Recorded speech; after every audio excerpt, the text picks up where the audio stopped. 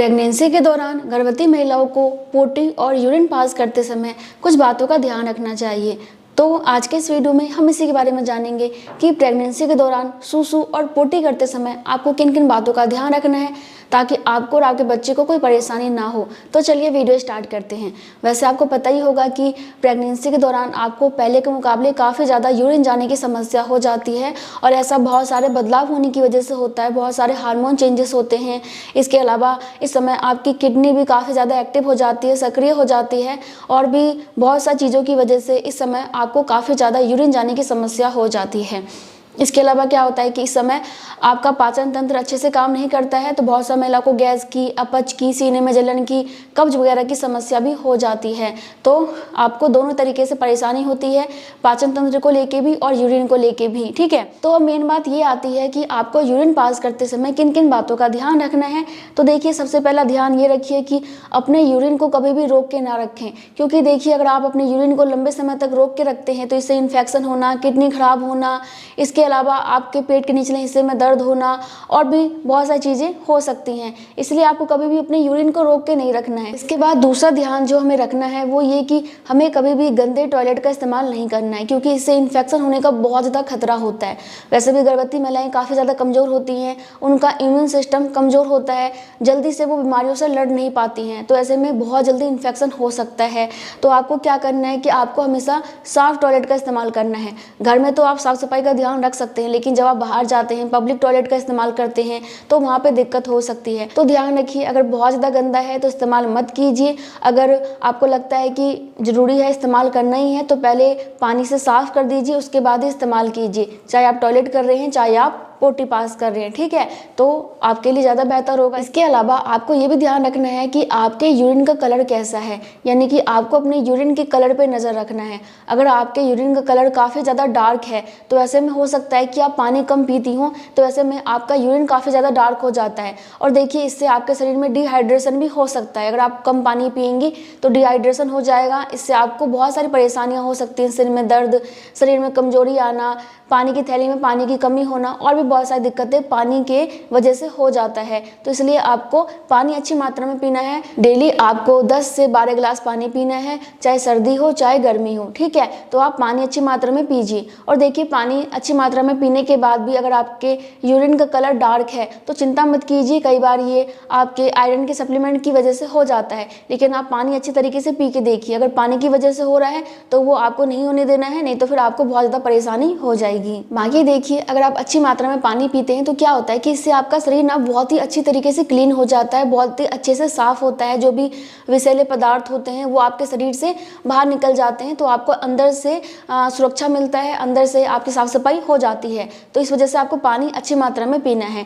इसके अलावा देखिए, जब भी आप यूरिन पास करते हो ना तो आपको सादे पानी से वॉश कर लेना होगा, क्योंकि यूरिन पास करने के बाद भी थोड़ा बहुत यूरिन आपके प्राइवेट पार्ट पे रह सकता है। इसलिए अगर आप सादे पानी से धो लेंगी तो क्या होगा कि आपका यूरिन साफ हो जाएगा, और अगर यूरिन ऐसे ही लगा रह जाएगा तो कई बार ऐसे में आपको बदबू आना, खुजली होना और बाद में इन्फेक्शन होने की समस्या भी हो सकती है, और ये आपके लिए बिल्कुल भी ठीक नहीं होगा। इसलिए साफ सफाई का ध्यान रखें। और हाँ देखिए, अगर आपको वाइट डिस्चार्ज काफ़ी ज़्यादा हो रहा है तो ऐसे में भी आपको दिन में कम से कम 2 बार अपने पैंटी को चेंज करना है, या फिर आप पैंटी लाइनर का इस्तेमाल भी कर सकती हैं, इससे भी साफ सफाई रहती है। इसके अलावा आप एक काम और कर सकती हैं कि अपने डॉक्टर से पूछ के कोई वजाइनल वॉश ला सकती हैं, उससे दिन में कम से कम 2 बार अपने वजाइना को वॉश कीजिए, तो इससे भी इन्फेक्शन होने का खतरा कम हो जाता है या फिर नहीं होता है। ठीक है, तो देखिए ये आपको ध्यान रखना है। अब आपको ये जानना जरूरी है कि आपको डॉक्टर के पास कब जाना चाहिए। मान लीजिए कि यूरिन पास करते समय आपको ब्लीडिंग हो रही है, खून आ रहा है, तो ऐसे में आपको डॉक्टर के पास जाना चाहिए।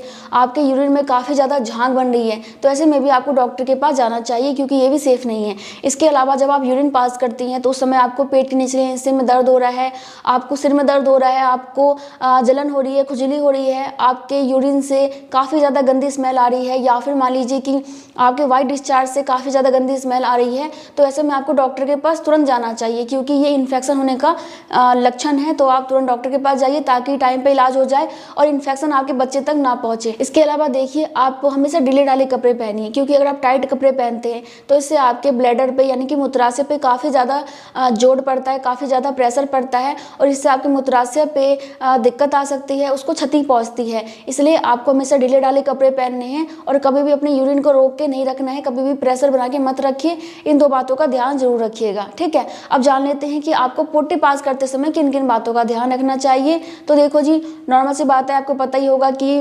प्रेगनेंसी के दौरान बहुत सा महिलाओं को कब्ज की समस्या हो जाती है, यानी कि आपको टाइट पोटी आती है। तो ऐसे में आपको क्या करना है कि जब भी आपको पोटी आती है हमेशा आपको पोटी जाना है। ऐसा नहीं होना चाहिए कि पोटी आ रही है और आप रोक के बैठे हो। ऐसे में आपकी पोटी और टाइट होगी और आपको आगे पाइल्स होने की समस्या भी हो सकती है। इसीलिए आपको जब भी पोटी आती है पास करने जाइए। और हाँ देखिए, अगर आपको टाइट पोटी आ रही है तो भी आपको डॉक्टर से मेडिसिन लेके आना चाहिए, क्योंकि अगर आपको हमेशा ही लगातार ही 1 से 2 हफ्ते हो गए हैं और पोटी आपको टाइट ही आ रही है, तो ऐसे में पाइल्स होने का यानी कि बवासीर होने का काफ़ी ज़्यादा खतरा होता है।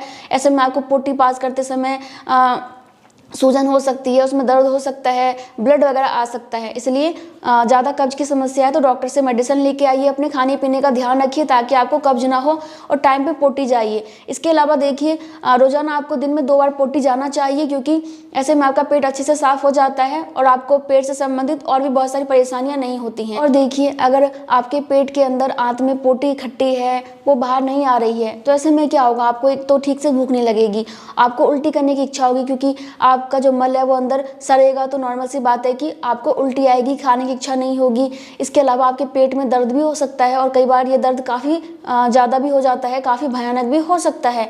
इसके अलावा गैस बनने की समस्या हो जाती है, गैस बनती है तो ऐसे में भी आपके पेट में दर्द की समस्या हो सकती है।